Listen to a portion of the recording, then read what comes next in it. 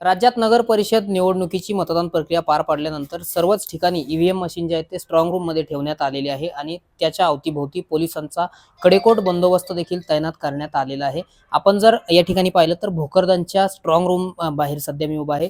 CCTV कॅमेरे देखील लावण्यात आलेले आहे आणि पोलिसांचा कडेकोट बंदोबस्त जो आहे तो या ठिकाणी 24 तास असल्याचं आपल्याला पाहायला मिळत आहे।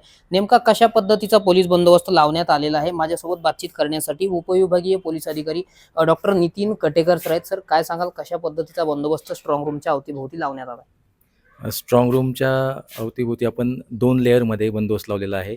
इनर कॉर्डन जे आहे ते SRPFचं सेक्शन बंदोबस्त करीत आहेत आणि जे आउटर कॉर्डनला आपला लोकल पोलीस स्टेशनचा बंदोबस्त लावलेला आहे।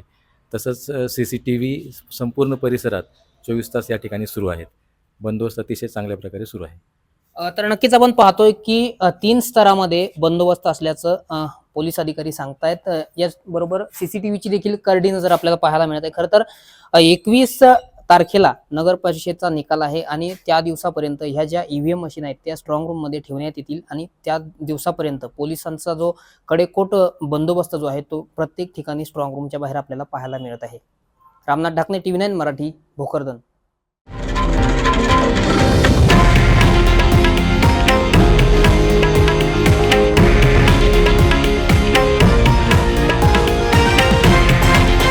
हे आहे देशातील नंबर 1 न्यूज नेटवर्क आणि आपण पाहत आहात TV9 मराठी, एकमेव।